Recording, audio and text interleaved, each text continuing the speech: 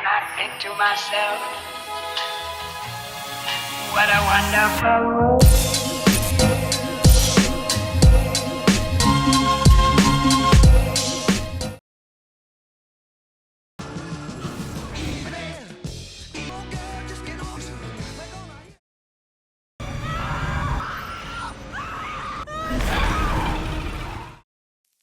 Halo semuanya, selamat datang kembali di Story Film. Kali ini kita akan membahas film yang cukup unik dan nyeleneh, penggabungan antara film hiu dan psikopat. Film ini berjudul Dangerous Animals, yang dirilis pada tahun 2025, di mana ancaman terbesar ternyata bukan datang dari alam, tapi datang dari orang yang salah.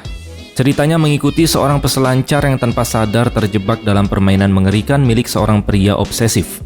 Di film ini, hiu bukan cuma pemangsa, tapi bagian dari rencana kejam yang sudah dipersiapkan dengan matang. Pasti kalian penasaran kan? Oke lah, mending kita langsung aja masuk ke alur filmnya. Enjoy the video.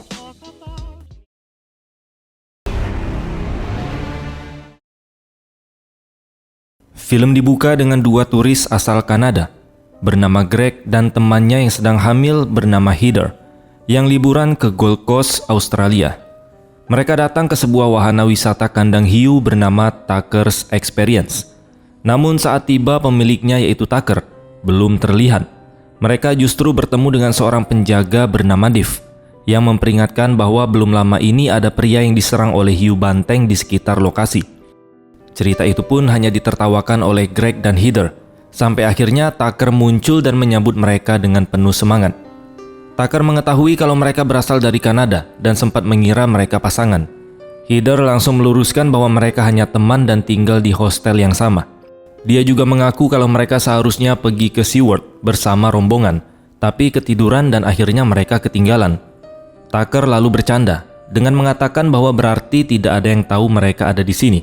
Kalimat itu pun langsung membuat Heather agak merasa tidak nyaman. Meski begitu, mereka tetap naik ke kapal dan berlayar ke tengah laut. Di perjalanan, Tucker menceritakan masa kecilnya. Saat berusia 7 tahun, dia pernah diserang oleh hiu secara brutal. Dia memang selamat, tapi serangan itu meninggalkan bekas luka besar di tubuhnya. Tak lama kemudian, Tucker melempar ember berisi umpan ke laut untuk menarik para hiu datang. Heather yang memang takut dengan hiu pun dia mulai panik. Tucker lalu mengajarinya teknik pernapasan agar bisa lebih tenang. Sampai akhirnya Heather berhasil mengendalikan rasa takutnya.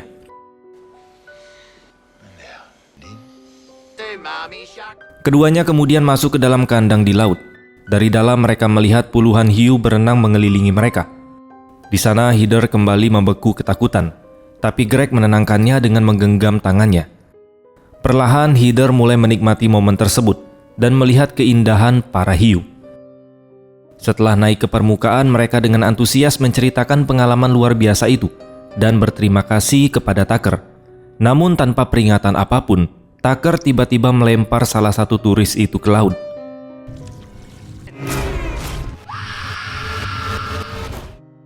Keesokan paginya muncul seorang perempuan asal Amerika bernama Zephyr yang sedang berselancar di sekitar pantai dan terlihat menikmati hidupnya. Setelah itu dia mampir ke sebuah toko. Di sana seorang pria bernama Moses datang mencari kabel jumper, tapi stoknya habis. Tak lama kemudian Zephyr membuang minumannya ke tempat sampah. Dari situ terlihat bahwa dia menyembunyikan es krim curian di dalamnya. Moses lalu menghampirinya dan menanyakan kabel jumper. Saat Zephyr menyangkal, Moses mengancam akan melaporkannya ke kasir karena sudah mencuri. Dia mengaku sudah berjalan jauh mencari kabel jumper dan harus segera kembali ke mobilnya. Dengan terpaksa Zephyr mengantarnya ke mobil. Sepanjang jalan Moses mencoba mengajak ngobrol, tapi Zephyr terlihat cuek. Mereka pun berhenti di depan sebuah gedung tinggi tempat mobil Moses terparkir. Zephyr melihat papan selancar di dalam mobil dan akhirnya membantu Moses menyalakan mobilnya. Sambil menunggu, mereka mengobrol dan menyadari bahwa mereka sama-sama menyukai selancar. Zephyr mulai tertarik pada Moses. Moses pun mengaku bahwa sebenarnya dia tidak berniat melaporkan Zephyr, meskipun tadi Zephyr tidak mau mengantarnya ke mobil.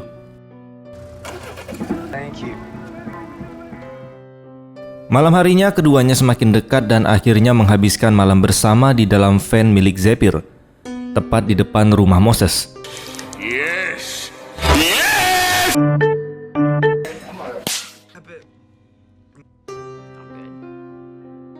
Setelah kembali mengobrol soal selancar, mereka pun tertidur.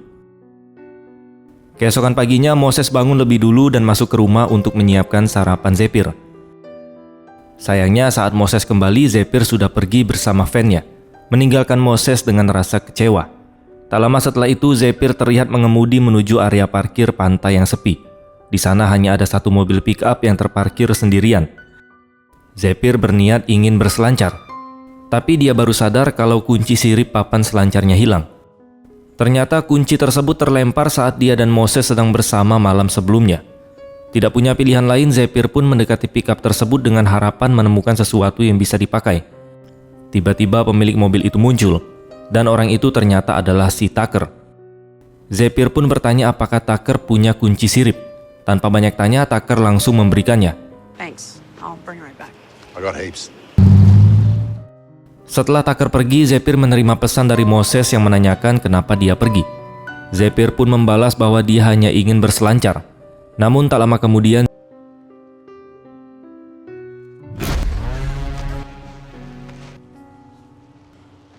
Tucker lalu memasukkannya ke dalam mobil dan menyekapnya di dalam koper besar.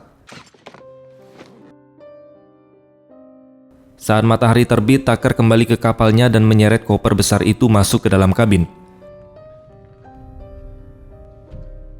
Di tempat lain, Moses datang ke area parkir pantai dan menemukan van milik Zephyr, tapi Zephyr tidak ada di sana. Dia pun mencoba menelpon, dan suara ponsel Zephyr terdengar dari dalam van. Di atas kapal, Zephyr perlahan sadar dan mendapati dirinya di borgol keranjang. Di sana dia juga melihat Heather yang ternyata ikut disekap. Zephyr berteriak sekuat tenaga, tapi Heather mengatakan itu percuma. Tidak akan ada orang yang bisa mendengar mereka. Meski begitu, Zephyr tidak menyerah. Dia mulai mencari cara untuk membuka borgol. Pandangannya kemudian tertuju ke dinding, di mana terdapat nama tawanan sebelumnya yang tergores, yang membuatnya langsung merinding. Keduanya pun menyadari situasi mereka sangat buruk. Mereka adalah turis, dan tidak ada yang tahu keberadaan mereka. Sementara itu, Moses yang sedang berangkat kerja melihat van Zephyr sedang ditarik oleh Derek, yang membuatnya semakin khawatir. Moses langsung pergi ke kantor polisi untuk melaporkan Zephyr yang hilang. Namun petugas polisi agak ragu, karena Moses baru mengenalnya sekitar 11 jam. Saat diminta menyebutkan nama belakang Zephyr, Moses terdiam, karena memang dia tidak mengetahuinya. Kita kembali ke kapal.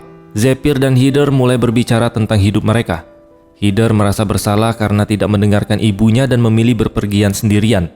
Sementara Zephyr pun bercerita bahwa dia adalah yatim piatu, dibesarkan oleh banyak orang tua asuh, dan pernah masuk lembaga pemasyarakatan remaja.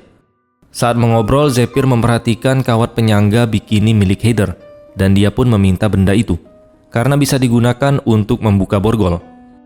Zephyr berhasil melepas kawat tersebut, tepat sebelum Tucker masuk membawa nampan berisi makanan dan air.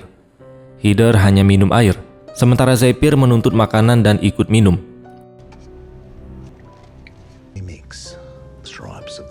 Setelah itu, Tucker pergi meninggalkan mereka. Begitu Tucker pergi, Zephyr langsung mencoba membuka borgol. Namun tak lama kemudian, tubuhnya mulai berkeringat dan pandangannya kabur. Zephyr akhirnya terjatuh ke lantai. Tucker kembali masuk dan dengan tenang mengambil kawat tersebut. Terungkap bahwa minuman mereka telah diberi obat penenang, yang membuat mereka berdua tak berdaya. Beberapa waktu kemudian, Zephyr terbangun dan terkejut mendapati dirinya dirantai di kursi di atas dek kapal. Sementara Tucker dengan santai menyiapkan kamera. Psikopat itu lalu mendekati Heather yang masih tak sadarkan diri. Terlihat tubuh Heather sudah dipasangi harnes. Tucker mengeluarkan pisau dan memotong sehelai rambutnya, lalu membangunkannya. Tak lama kemudian dia menekan sebuah tombol yang membuat tubuh Heather terangkat beberapa meter di atas laut. Zephyr memohon agar nyawa Heather diselamatkan. Di bawahnya terlihat para hiu sudah berenang. Heather menangis dan memohon ampun, tapi Tucker sama sekali tidak peduli. Dia perlahan menurunkan tali penyangga, hingga tubuh Heather setengah tenggelam ke air. Lalu tiba-tiba, Zephyr menjerit histeris. Sementara Tucker merekam setiap detik kejadian itu dengan penuh kenikmatan.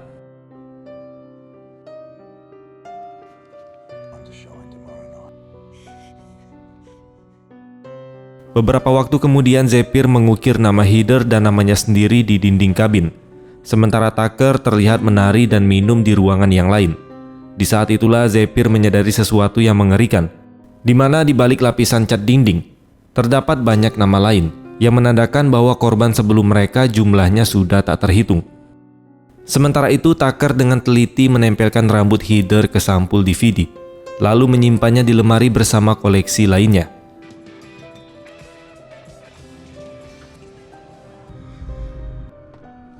Dia kemudian mengambil kaset kosong dan menuliskan nama Zephyr di labelnya, yang menjadi pertanda bahwa Zephyr adalah target yang berikutnya.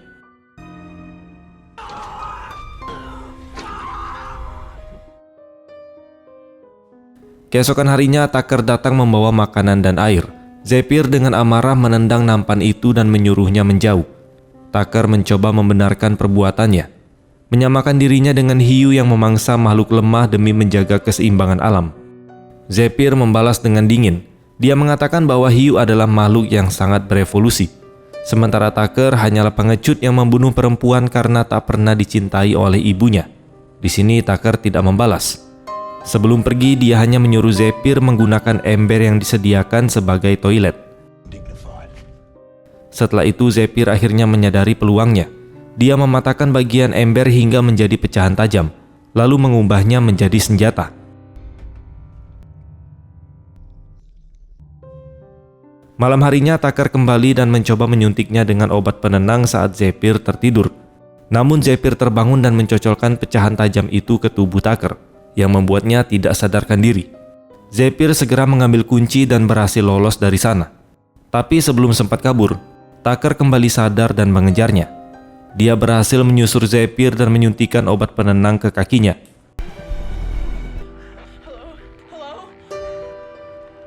Dia berlari ke dek kapal, tapi Tucker kembali muncul dan hendak menyerangnya. Dalam keadaan putus asa, Zephyr melempar kamera Tucker ke laut, lalu ikut melompat setelahnya. Sayangnya efek obat penenang tersebut semakin kuat. Tubuh Zephyr mulai melemah, dan dia kehilangan kesadarannya di air. Lalu Tucker pun menariknya kembali ke kapal. Keesokan paginya Moses datang ke pantai bersama beberapa polisi untuk mencari Zephyr. Tiba-tiba dia mendapat ide dan membuka sebuah aplikasi yang menampilkan rekaman kamera pantai secara langsung. Moses menemukan rekaman saat Zephyr menghilang dan melihat sebuah truk pergi dari area parkir. Di sisi kendaraan itu terlihat logo Tucker Experience. Moses langsung mencoba menghubungi Tucker, tapi teleponnya tidak diangkat. Di waktu yang sama, Tucker sedang berada di kota mencoba membeli kamera yang baru, karena kamera lamanya telah dihancurkan pada malam sebelumnya. Tak lama kemudian Moses mendatangi kapal Tucker untuk mencarinya, tapi tak menemukan siapapun. Namun tiba-tiba Moses mendengar teriakan Zephyr yang teredam. Saat itulah dia sadar ada sesuatu yang sangat salah, sampai akhirnya menemukan gadis itu.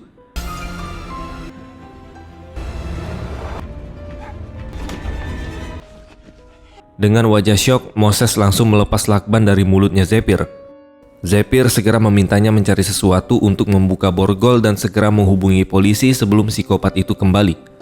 Namun saat Moses sedang menelpon polisi, perkelahian sengit akhirnya terjadi.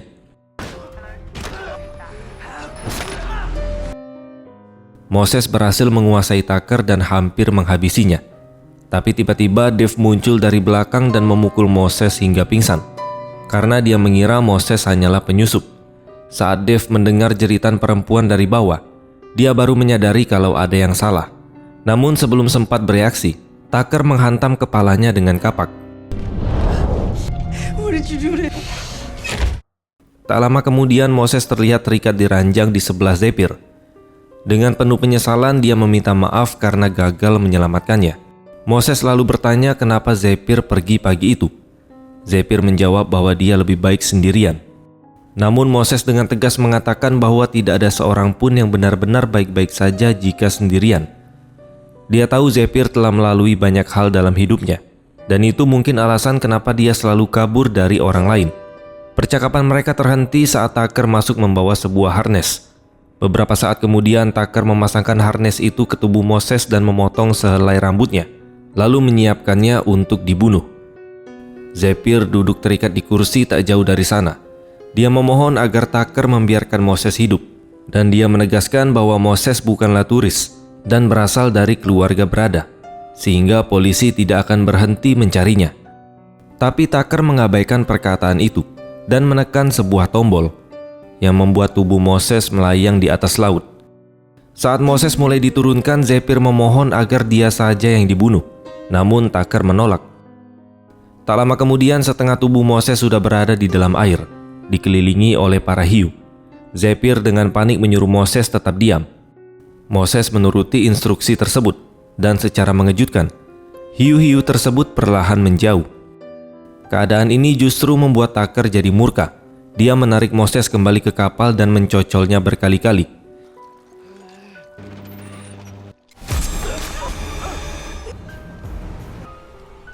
Alhasil para hiu itu pun kembali mendekat, dan kali ini jika diam saja tidak akan berpengaruh. Moses kembali diturunkan, dan sepertinya itu adalah akhir bagi hidupnya.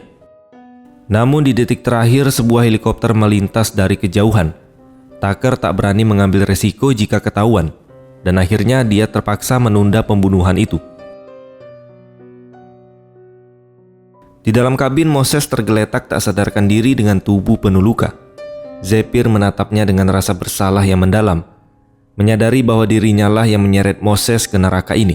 Dalam keputusasaan, Zephyr mengambil keputusan yang cukup nekat, di mana dia mematahkan ibu jarinya sendiri demi mencoba melepaskan borgol tersebut, tepat sebelum Tucker kembali membawa makanan. Tucker dengan dingin berkata bahwa Zephyr dan Moses memang tidak ditakdirkan bersama, karena Moses terlalu lembek dan lemah. Sebelum pergi, Tucker menambahkan bahwa dia merasa pertunjukan malam ini akan menjadi yang terbaik. Setelah ditinggal sendirian, Zephyr kembali mencoba melepaskan tangannya, namun tetap gagal meski jarinya sudah patah. Tak menyerah, dia pun melakukan hal yang lebih ekstrim, di mana dia menggigit ibu jarinya sendiri sekuat tenaga, sambil menahan rasa sakit yang luar biasa. Beberapa waktu kemudian, Tucker kembali dan terkejut mendapati ranjang Zephyr sudah kosong. Tanpa dia sadari, Zephyr bersembunyi di balik pintu. Dan begitu Tucker masuk, Zephyr langsung menguncinya di dalam ruangan dan berhasil melarikan diri. Zephyr berlari ke ruang kontrol dan mencoba menyalakan mesin kapal. Di saat yang sama, Tucker mulai membuka pintu darurat. Tepat ketika mesin berhasil menyala, Tucker akhirnya lolos dan memutuskan aliran listrik yang membuat kapal kembali mati total. Dalam keputusasaan, Zephyr melihat keluar jendela dan dia melihat sebuah pesta di kejauhan. Dia segera mengambil flare dan mencoba menyalakannya untuk meminta bantuan. Namun tiba-tiba Tucker muncul dari belakang. Zephyr mencoba kabur lewat atap kaca, tapi Tucker berhasil mendobrak pintu dan kembali mengejarnya.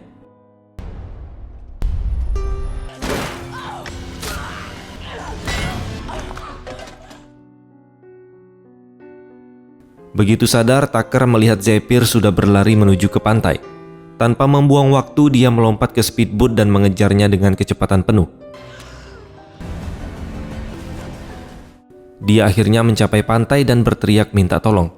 Namun sebelum ada yang mendengar, Tucker menyusul dan menutup mulutnya dengan kasar. Beberapa waktu kemudian, Zephyr terbangun dan mendapati dirinya kembali tergantung dengan harness. Sementara kali ini Moses duduk terikat sebagai penonton. Tucker sudah menyiapkan kameranya. Sesuai harapannya, salah satu hiu paling agresif muncul di sekitar kapal. Tubuh Zephyr pun mulai diturunkan. Moses memohon agar Tucker menghentikan semua kegilaan ini. Setengah tubuh Zephyr sudah terendam air. Darah juga menetes dari tangannya. Namun aneh, hiu-hiu itu tidak menyerang. Di sini Tucker kebingungan sampai dia menyadari penyebabnya, di mana seekor hiu putih raksasa muncul yang membuat hiu-hiu lain menjauh. Tucker mencoba mengusir hiu tersebut dengan harpun, tapi justru kehilangan senjatanya. Zephyr memanfaatkan kait harpun itu untuk memanjat tali harness, namun dia terpleset dan jatuh kembali.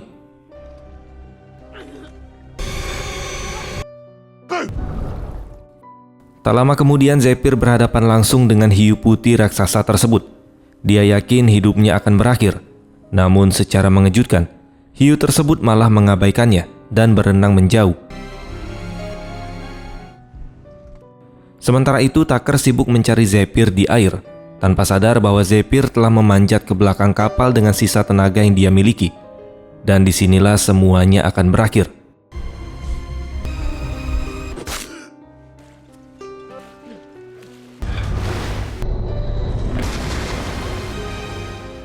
sementara kameranya sendiri merekam semua kejadian itu. Hiu tersebut menyeret Tucker ke dalam laut, namun tali harpun tersangkut di pergelangan kaki Zephyr, yang membuatnya tertarik kembali ke air. Moses berteriak ketakutan, lalu pingsan karena syok. Meski hampir tenggelam, Zephyr berhasil melepaskan diri, muncul ke permukaan dan kembali naik ke kapal. Di adegan terakhir, Zephyr menyalakan flare, menarik perhatian kapal lain yang segera mendekat untuk menolong mereka. Zephyr mencoba membangunkan Moses, tapi kondisinya kritis dan masih tak sadarkan diri. Dengan air mata yang mengalir, Zephyr mengaku bahwa dulu dia merasa tidak punya apapun di daratan, tapi sekarang semuanya berubah karena ada Moses. Mendengar itu, akhirnya Moses membuka mata. Dan film pun selesai. Ending yang sangat menghiukan. Film ini menunjukkan bagaimana manusia bisa jauh lebih berbahaya daripada predator apapun, dan manusia sebagai rantai makanan paling atas sepertinya bisa dikatakan memang benar. Lewat karakter Zephyr, kita melihat perjuangan seseorang yang terus melawan, bahkan saat harapan hampir habis. Film ini memberi kita dua rasa tegang sekaligus. Yang pertama dari teror si hiu, dan yang kedua dari teror sang psikopat. Terima kasih sudah menonton dan sampai jumpa di next video.